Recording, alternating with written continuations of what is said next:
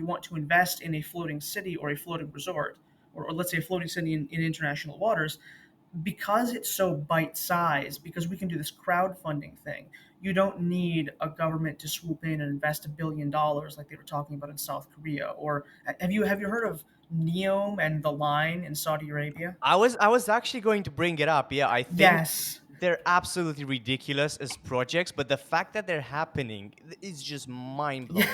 blowing.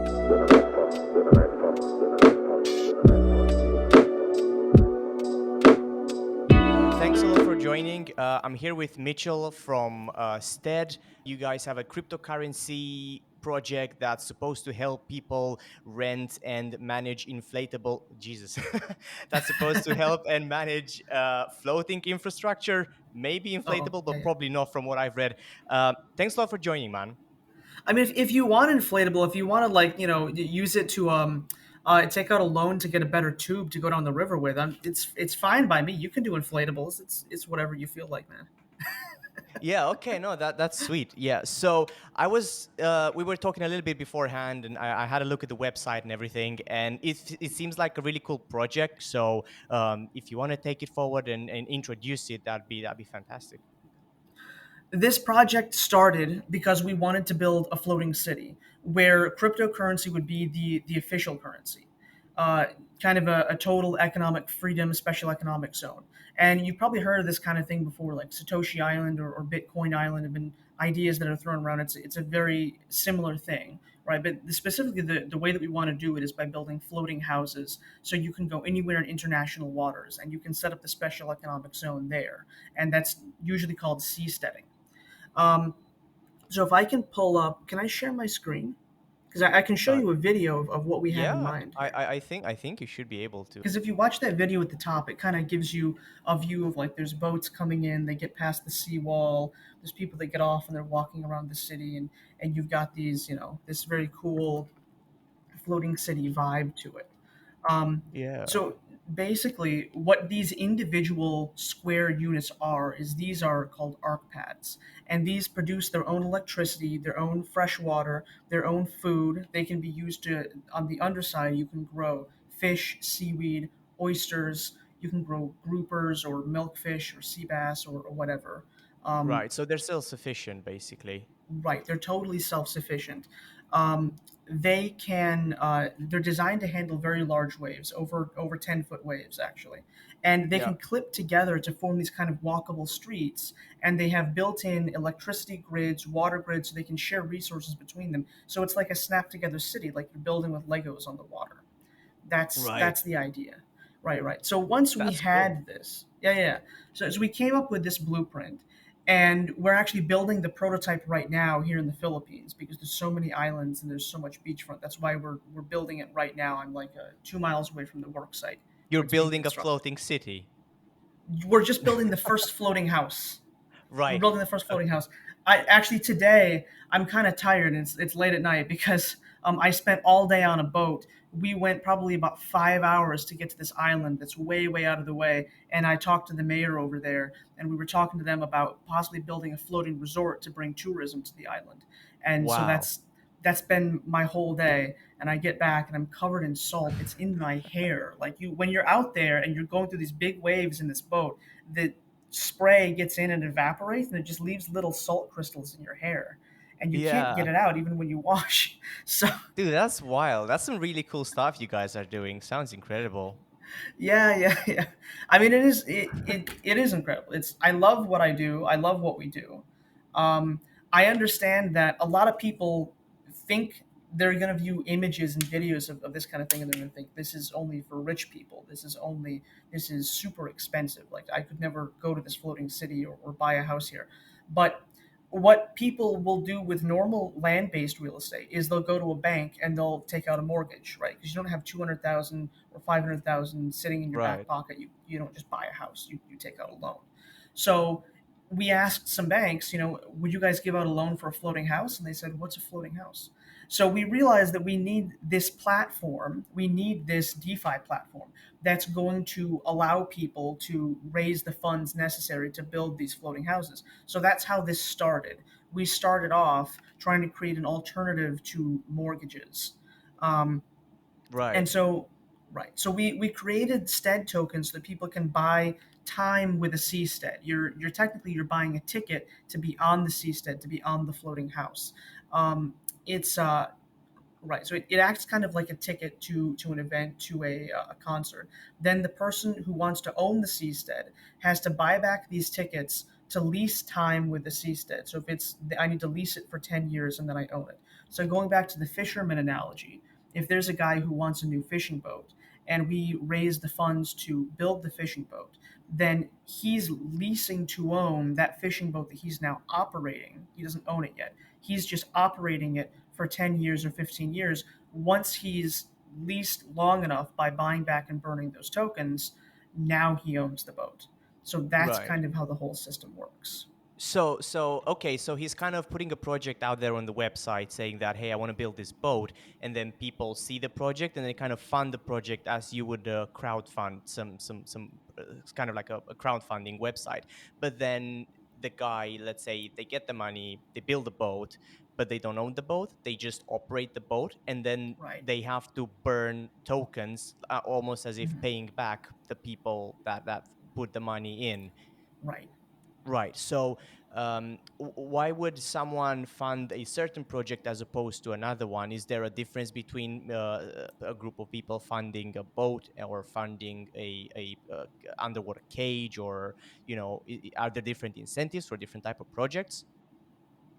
Well, we actually treat them all the same, just like a bank would do with a mortgage. This isn't a mortgage, but it's basically going to say whether this house is in Kentucky or it's in Florida, whether it's a condo or whether it's a single family standalone home. We're just here's how the fundraising process works, and every project is the same. But which one you want to park your money with is totally up to you. If you'd rather park your money with the fishing boat or the fish cage or the floating resort, that's up to your individual opinion because you'd be the one participating in that crowdfunding if you're buying stead tokens. Right. And are your Stead tokens locked, or are you just free to cash them out if you like? Oh, you can sell them on Uniswap. You can fling them around wherever you want. It's not locked at all. As soon as you buy the stead tokens, you can pass them off the next minute. It's there's no lockup at all, and there's no staking for them currently. Right. I see. Okay, that's cool. So, what would happen if the operator is unable to burn more tokens? Like, what if they don't have the money? What happens to the asset itself? If they miss a certain amount of time that they were supposed to lease with these tickets, then it's going to assign a penalty to them where they're going to have to make up for it by burning more tickets. So that's what would happen if they miss once. If they miss twice or they miss three times, depending on the individual contract that was signed with that fisherman or that fish farm, then eventually the floating asset is simply repossessed, and then it would come under the control of our company, and we would have to either run it directly, and then we would be the ones actually leasing it, or we give it to somebody else, and then we say, okay, you're more responsible, you're going to be in charge of it, now you start leasing it. But the asset never goes away, it's always there, and it's going to continue to be used to be productive. Right. Okay. Yeah, makes sense. So that's kind of what I expected, which is totally fine and totally fair.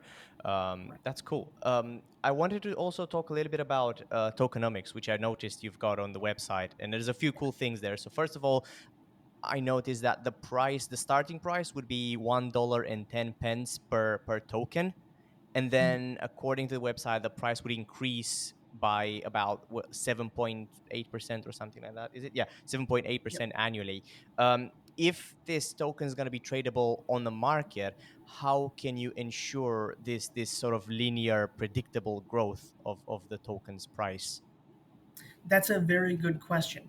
So when we say that the value of the token relative to the floating asset is going up by 7.8%, what we mean is that if today we need to raise $100,000 to build a new fishing boat, a year from now, so what we would do today is we would probably issue, let's just call them a dollar, right? Let's say that they were a dollar. We would issue 100,000 stead tokens to collect $100,000 of capital to build this fishing boat.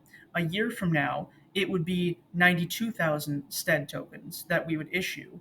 in exchange for that same $100,000. So what's actually happening, we're not saying this is what the price is going to do on Uniswap, for example. We're saying Right. this is the emission rate of the token relative to collateral. So because you get a constantly decreasing rate of emission, you get a constantly decreasing proportion of tokens relative to the collateral that backs the tokens, you would expect to see slightly below, probably around 7.8% increase in price. But it's not an exact fix. It's not a peg like a stable coin. It's kind of like a soft peg. Right, that makes sense. And that's global and applicable for all projects is kind of like your company's internal kind of timeline. So it, token distribution is reduced by 7.8% on a yearly basis or something like that. Specifically, it's exactly 0.65% every 30 days. So every 30 days, the amount of tokens that you can get to back a specific floating asset is going to go down and down and down. So that's what makes it deflationary relative to the US dollar. Right, that makes sense. Yeah. So, but you could still buy them from a different marketplace, and then would that still count if you were just to buy the tokens from a marketplace, or they would hold no practical value for the person who's looking to build something?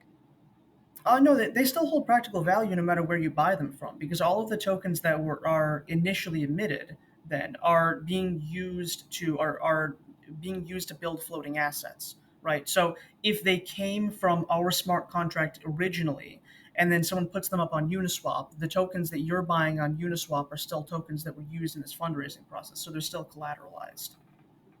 Right. Yeah. Yeah. That's cool. That makes sense. I'm guessing there's also a lot of like regulatory challenges that you guys have had to go through, like living alone, like also like the financial side, but like the practical aspects of it, building these things, getting approval for this kind of process. Do you want to talk a little bit about that? Because I think it's quite fascinating. What I will say about that is that some people and some organizations have concerns about cryptocurrencies being considered securities, and especially with smaller projects being considered securities. If Bitcoin or Ethereum were considered a security, it wouldn't be such a big deal. But what we have, what Stead tokens is not a security because it is a ticket that is being used to rent time with an asset. It is not ownership of an asset. It is not an entitlement of a certain proportion of profits from that asset, and it's not a loan. It's simply a ticket that is being burned to consume a certain amount of time. Again, like a ticket going to a concert or a ticket to stay in a rental home overnight or something akin to that. So, from a regulatory perspective, what this is we're actually selling tickets. We're not selling anything that could be misconstrued as a security. And so I think that's a very important detail. Yeah, no, it is, especially when you've had so much crackdown on cryptocurrency being securities and all that this year. Right.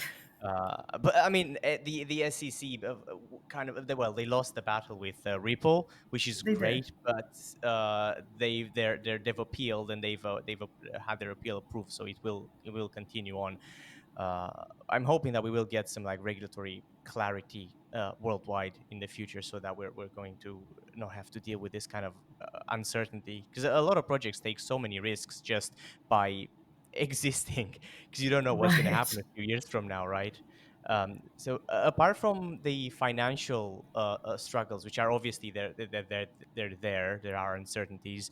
Are there any kind of regulations to do with the way certain assets are being built, or can people ask for funding for any kind of asset? Are there any regulations, like let's say, oh well, you can't build a boat more than 30 meters, or you can't build is there any like health safety or any checking that what they're trying to build is okay, basically?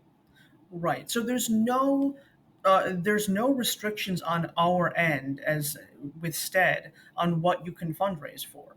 The restriction on what you can build is purely up to you. It's up to your locality. It's up to what you have a license to build, what you're able to build. If you're in New Zealand or you're in the Philippines, like I am, or you're in America or South America, um, as long as you're able to build it, then you can fundraise with it using our DeFi platform. And our normal method of going about things is we're going to show contracts or licenses on our website that will say, okay, this is the thing that's being built. This is its serial number, or blank spot of where its serial number is going to be. But here's who will assign the serial number, something like that. So you're able to track the asset that was fundraised for, so you know where that money went to.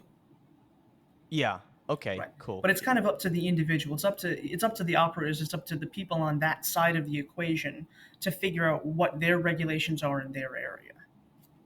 Yeah. Well, and I think that makes sense. That makes perfect sense. Like you gotta create a project that complies with the law, but not apply additional regulations on top of it, and to make it more restrictive than it has to be. And I think that's the way forward. Right. So. In terms of your guys' vision, because obviously this starts from you going back a few minutes ago, you mentioned that the goal is to create floating cities that Right. operate just on cryptocurrency alone. What's the timeline for that, and what does the ideal floating city look like, and what does it need to have to be self sufficient and self contained? Right, and this is one of the two things that really excites me about this. Right, this is my biggest motivation: is these long-term goals, these long-term projects, and getting there. The first thing is that we can bring capital into places like the Philippines, South America, maybe even Africa. Eventually, we can bring capital to people that need it to help small Yeah. businesses and even medium businesses to grow things that they would not have access to if they were reliant only on the local economy. And that's one of the best things about blockchain technology, that it's brought to anyone anywhere. There are people in Venezuela that cannot rely on the local currency, so they have to have their savings in Bitcoin. Maybe they get their paycheck in Bitcoin, right? And that's a good thing. That's a beautiful thing, and I'm glad that crypto exists because of that reason. So this is a continuation of that. But what it also opens up the door to, like you're saying, is uh, to push forward new projects and new technologies in the same vein as cryptocurrency. So seasteading is the idea of building permanent human habitation in international waters, where you can have special economic zones, or you can have your own communities that kind of operate with a certain level of autonomy that you can't get on land very easily. And so the steps to get there are,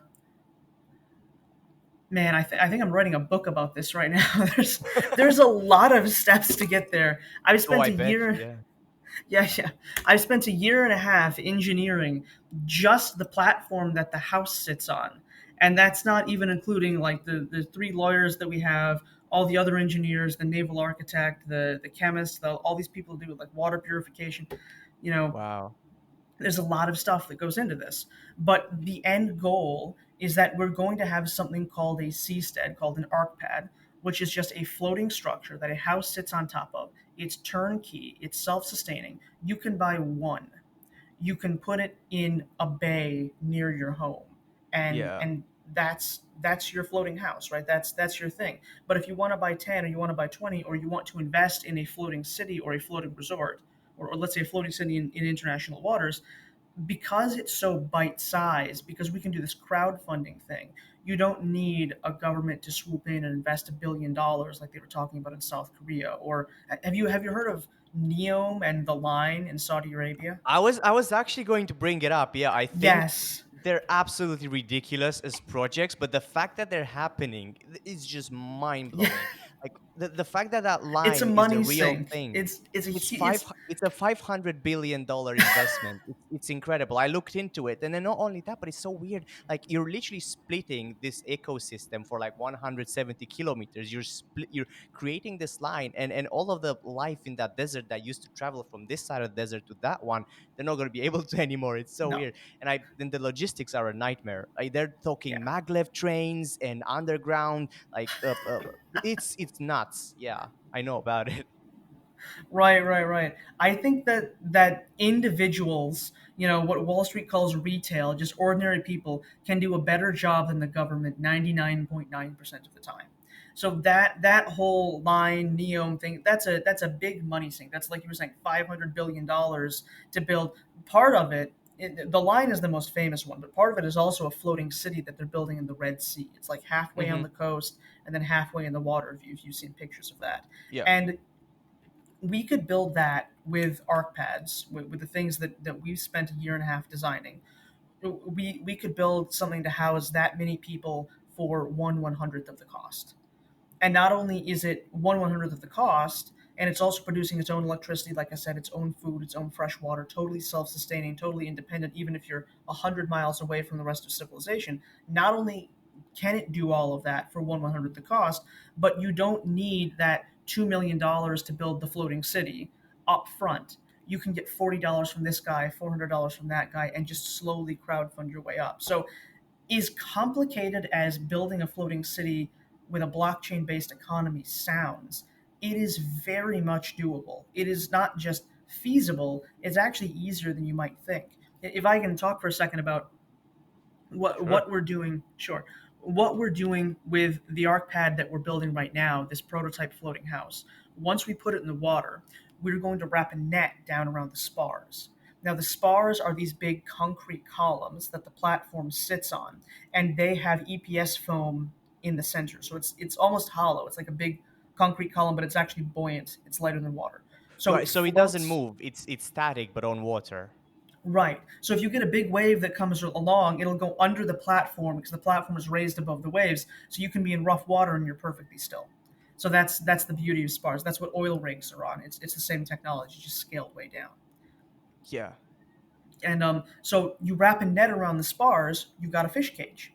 So we're actually designing the updated version to have the fish cage integrated in it automatically. And the idea here is that because we've gotten the production cost of these things low enough, and you have in modern times very efficient aquaculture systems. Theoretically, you could buy one of these things. You could build a floating city or a floating settlement, let's say, of 10 or 20 floating houses. Even if no one moves in and nobody wants to move, 10 miles out in the ocean, it's just too far away from me. 10 miles is a lot, right? No one shows up. The fish that you can produce would pay off the entire investment in less than 10 years. So it's self-sustaining from a financial perspective, even if you don't want to live there yourself, or even if it doesn't take off right away. So Right. it's almost like you've got a home that's got a fish tank below your house and it's just producing passive income for you. I can live there for rent free, and then my house also makes money for me and makes my own electricity for me. It's like everything's taken care of, even the financial aspect. I've got a house that pays for me to live in it. Yeah, that's really cool. I bet it needs to have a lot of things to make it work independently. Like you're gonna need a desalination plant. You're gonna need. How does it generate electricity? Is it solar power? Yeah, it's just solar. You can put a bunch of solar panels on this thing, between about 17 and 25 solar panels. But let's say you've only got 17. Most solar panels you can get on the market these days come with about a 25-year warranty. So usually Hmm. when you've got a big solar array, it's not that much maintenance. You can go out and be on your own for 2 years in the Caribbean, let's say, and you're probably, statistically, you're not going to have to fix your solar array for the next 2 years. Nothing is likely to break.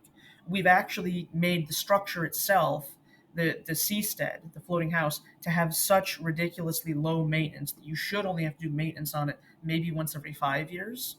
So that also makes it very, very user friendly. And while a desalination machine is, uh, you know, actually a very complicated machine, if you're in a community of 10 people or 100 people or 1,000 people, you might not necessarily have one of your own. There might just be some guy that's got a really big one that's taking care of himself and then nine neighbors around him, and you're just buying your water from him. So the more that you have other people, the more that people can specialize in what they do. So it's not like you're running a factory while you're living on a floating house. It's actually probably less maintenance than a land based home. Yeah, yeah, and it also, I think, the more of these structures you have, the more you move people into the sea, into the ocean, the more, the less crowded the cities will become. Like cities are incredibly busy. I don't think people are Right, supposed to live the way they are right now. Like London, New York, LA, they're just so full of people. So moving people right. out of cities is a good thing. Yeah. Yeah, one of the things we've always been talking about is about 29% of the Earth's surface is land, right? And about 2% of the Earth's surface is city. And more than half the population is, or around half the population is living on that 2%. 71% of the Earth's surface is water. And so even if you're counting like, well, we've got the agricultural lands, we can't move people there. We've got tundra, so we can't move people there. So everybody's stuck in the cities. But if you built communities in the ocean, you could spread people out so it's 1/10 of the density that it is currently, and you wouldn't use up even 20% of the available water-based real estate. Yeah, yeah, that's cool. Um, so going back to like the technology that goes into it, what are some of the challenges that will people will need to go over in order to be able to build their sustainable infrastructures? Uh, do you mean like the technological challenge, or the how expensive it's going to be, or what? Not necessarily cost wise, but like yeah, tech wise, because we've thought, yeah, you got to have electricity, but then you got to have if you have solar, then you got to have some batteries. If you have batteries, then you got to make sure that they store a certain capacity, Mhm. because you don't want to be left, I guess, in the middle of the ocean with no electricity at all in the Right. winter at night, because that wouldn't be too fun, I guess. And you got to have some backup systems like generators, like some diesel for your like a little boat or something like that. So I think there's a lot of those all those little things that you need to kind of have in order to make sure that if anything you can still like get out and get something that you need to do to fix your house. Right. With a lot of solar arrays in Southeast Asia, I know they typically have three battery packs. I forget what type they are. I don't think they're lithium ion, although they might be lithium ion.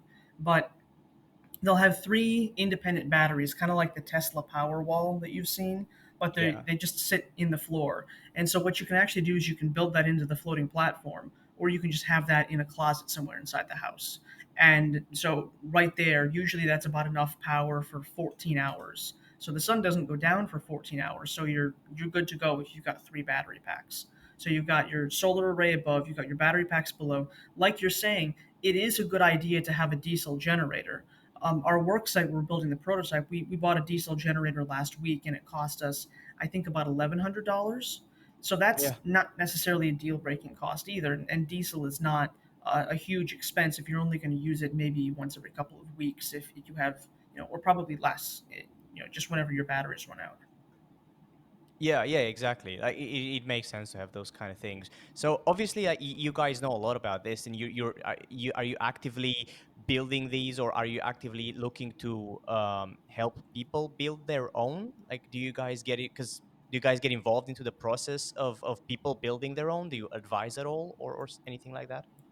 So what we're doing is we're trying to make a specific design that we can mass produce here in the Philippines, because it's very cheap and easy to do so, and there's a lot of people who are very skilled in the marine and shipbuilding industry. And that's again one of the reasons I came from America to here, is to get our base of operations here. There's a lot of experienced naval architects. I think something like 4% of the world ships are built in the Philippines, and Oh wow, proportionally I didn't that's know a that. lot. Right, it Yeah. is. It's a really big deal. So, what we'll do is we'll make all of the parts here.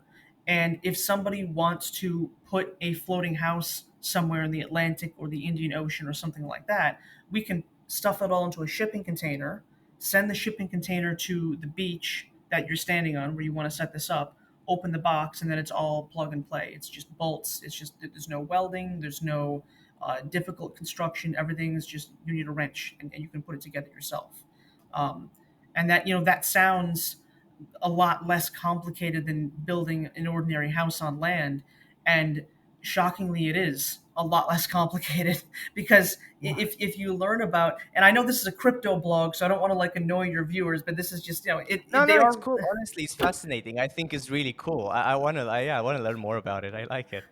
Okay, so if you look at most fish cages in aquaculture companies, what they have is this HDPE tube. It's like a big plastic tube, and it runs in a ring, and then they hang the fish net down below that underwater that contains all the fish. Now that's good for coastal areas.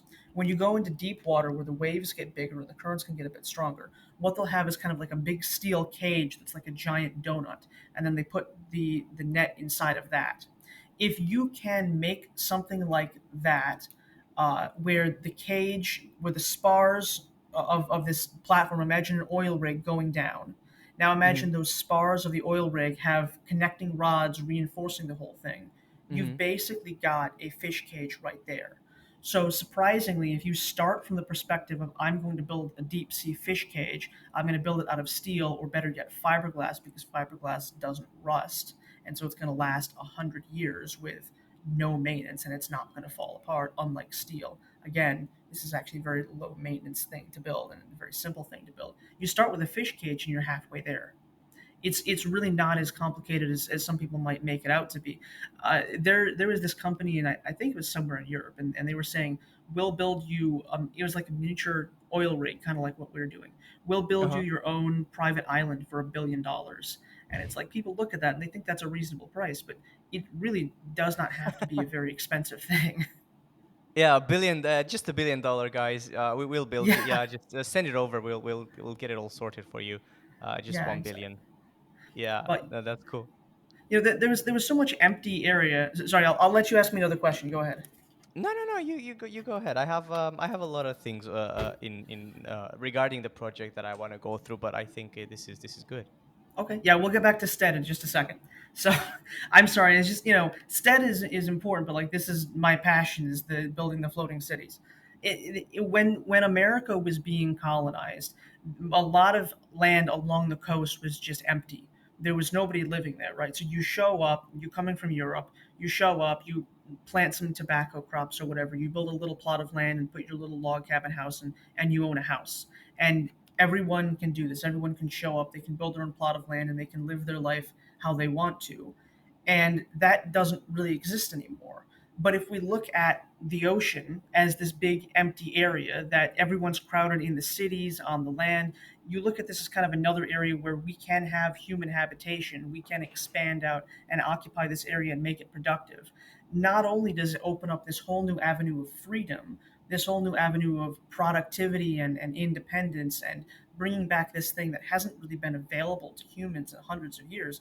But the interesting thing about building floating structures in the ocean is that if you make them out of the right materials and if you integrate with the natural ecosystems that are out there, they can actually be eco restorative. An interesting thing is that there are certain coral reefs that you can just tie them to the spars of oil rigs or even to ships if they're not in motion all the time.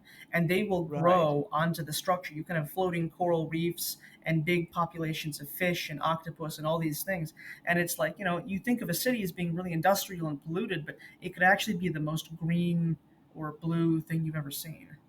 Yeah, isn't that didn't they used to sink boats on purpose to have like coral reefs Mhm. grow around them and Oh, then they still have do. they still do it, right? That's a thing to restore coral reefs. Yeah, yeah, yeah. Yeah, that's what I thought. That's pretty fascinating. So you could practically help the ocean rebuild itself in a way. Yes. Yeah, yeah. There's some, because most of the ocean is empty because it's too deep.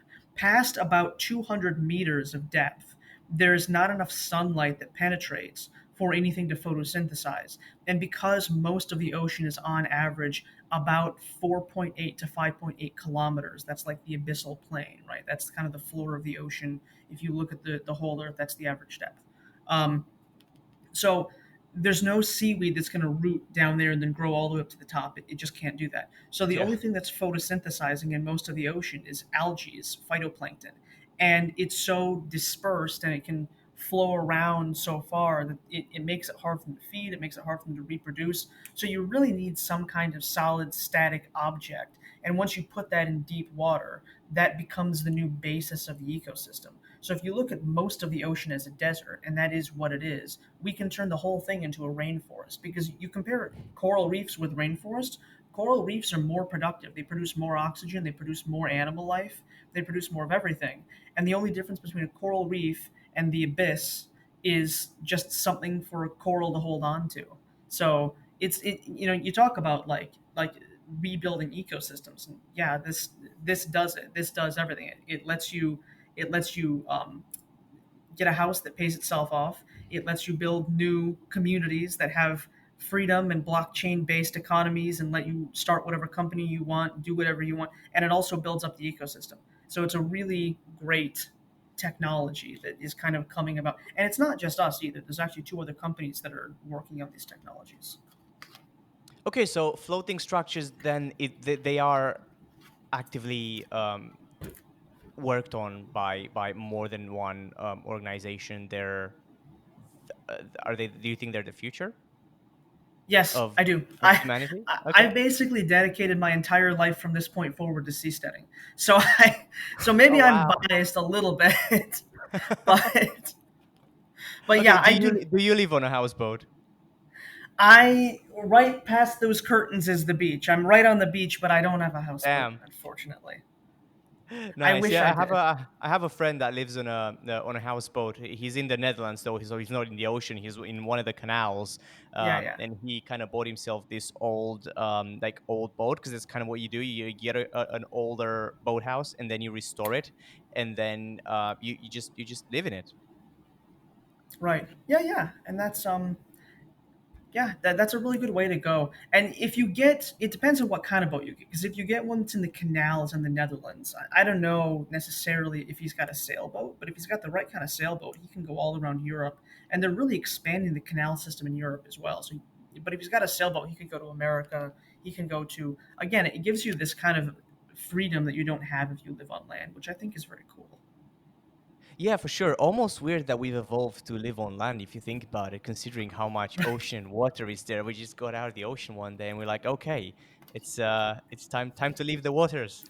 But Yeah, we're yeah, we're slowly coming back on there. I think if this continues, if this trend like how do you call it, seasteading continues, sea step. um, that's gonna happen way before we actually go and start colonies on Mars, and maybe that's something to explore before we go to a planet that basically has nothing. Yeah, it has like frozen water in its core or something, and Mhm. patches of frozen water, but there's nothing really there to build on. You just got to Right. start everything from scratch, like terraforming and all that. And terraforming is like a science fiction thing anyway. Like uh, it would be impossible to do with the current technology.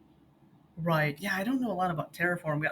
I like the idea of a moon base or a Mars base, but I do wonder the people that are living in there, aren't they going to be really reliant on getting supplies from Earth? Aren't they not going to be able to produce the things that they need to live on Mars? I have a difficulty seeing it become self-sustaining. That's my biggest problem with it. Yeah, I don't think it can be self-sustaining, not for like a good amount of time. There's this game I was playing, which is actually yeah, it's called Surviving Mars. So that's exactly what it is. It's quite an accurate simulator of how a community would go about creating and establishing cities on Mars, and a lot of the economy is based on you trading with Earth. Basically, there's Mhm. very it's very hard to produce stuff, and that's assuming that that's a What do you game where you all. trade? Like what do you send back to Earth that there is of value? That's my question. Yeah. Well, you get tourism, so you get people from Earth. You put them on. You send them to Mars, and then they do like they spend a week on Mars, and then they get obviously they pay good money, and then with that money, then you use to kind of buy whatever you need, like water and food and stuff like that for the Martian colony.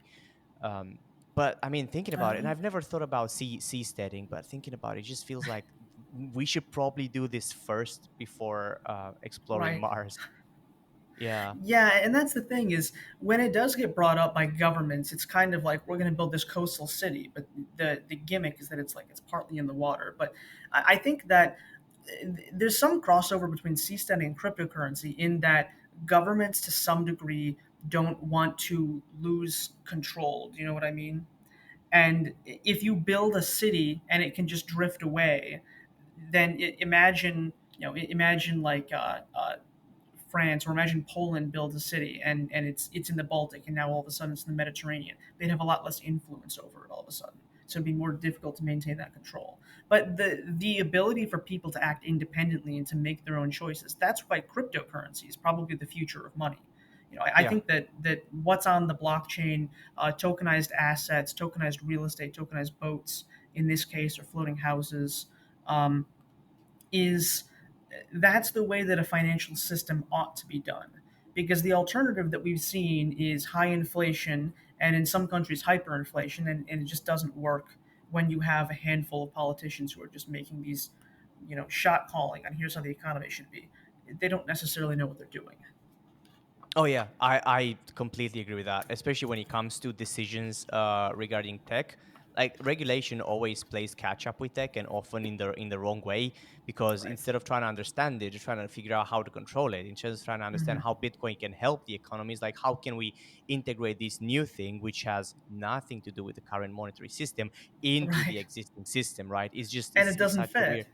Yeah, It yeah. doesn't fit at all. No, you can try and make it fit, but it won't fit. Yeah. But I like your analogy that seasteading is kind of like crypto because they're both around based on freedom, right? And there's no a Hmm. lot of regulation, I'm guessing. And I don't know about this. Like if I'm talking out of my ass, just let me know. But I'm thinking international waters. There's no real like there's no laws in international waters. There's no like nobody governs these waters. So it's like if you were able to create some kind of a community hundreds of kilometers in deep into the ocean, that would be pretty much its own community with its own laws, with its own everything. Right. It's like you don't And have to say, yeah.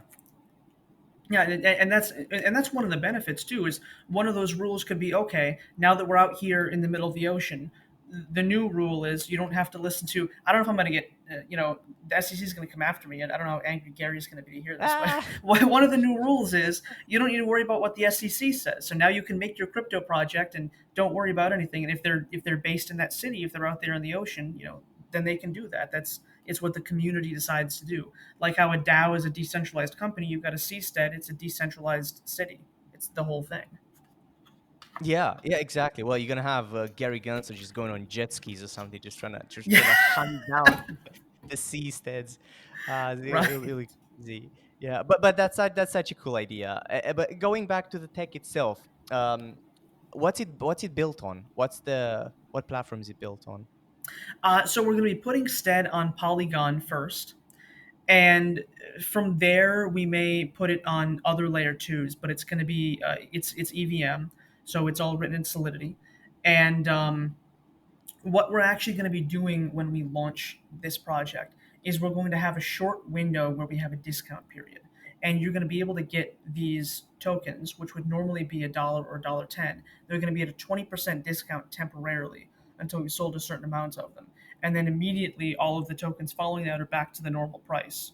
So if you're interested, if you guys are interested in either seasteading or parking your money in a collateralized asset that's not going to follow the dollar on this downtrend of inflation. In either of the situations, if you guys want to buy some Stead tokens, maybe consider buying during that discount period because we'll put out notices if you go on there and you join our waitlist. We'll put out notices when those discount periods are going to happen. Yeah, yeah, Okay, yeah. sweet man. That's awesome. That's awesome. Thanks a lot for joining. I think I've learned a lot about seasteading, and I think it's been a fascinating conversation, dude. Is there anything else that you would like to add? Well, if you want to follow our seasteading progress with the floating houses, then look up ArcPad on Facebook or Twitter or Instagram. We're on all of those, so I can tell you about those right now.